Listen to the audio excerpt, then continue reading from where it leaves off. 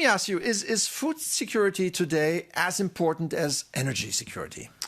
Absolutely. It's, if we look at energy security and the lessons learned from the illegal invasion of Ukraine in 2022, similarly, the discussion you've just had about the Straits of Hormuz and the challenge we have, food security and those vulnerabilities in Europe are to the forefront of everybody's mind now in terms of where we get our core ingredients from. So in terms of the Irish presidency of the EU for the next 6 months, we have 3 overarching priorities of competitiveness, values and security.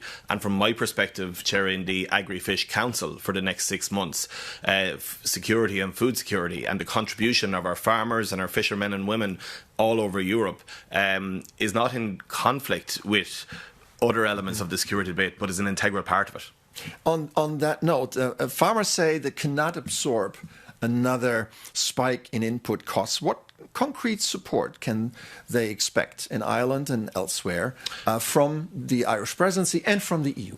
So we've seen from Commissioner Hansen the proposals around the Fertiliser Action Plan, and today the response to that Fertiliser Action Plan will be voted on by the Council members at the meeting that I'll be chairing this morning. So we are taking very decisive, clear action very quickly to support our farmers with these significant input costs, recognising the pressures there are on food production from these, price shocks.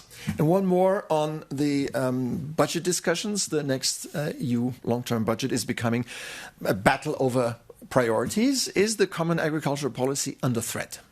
Well, I see the Common Agricultural Policy and my colleagues on the Agri-Fish Council, the Ministers for Agriculture and Fisheries all over the EU, see the CAP and the CFP having delivered so much for Europe in the past, being an integral part of our future as well. And from a presidency perspective, the development of the negotiations on the multi-annual financial framework will be progressed significantly under Ireland's presidency, and we will act as that honest broker, taking on board all member states' points of view and looking to get council positions to a consensus. All right, Martin Heydon, thank you very much for being on the programme this morning.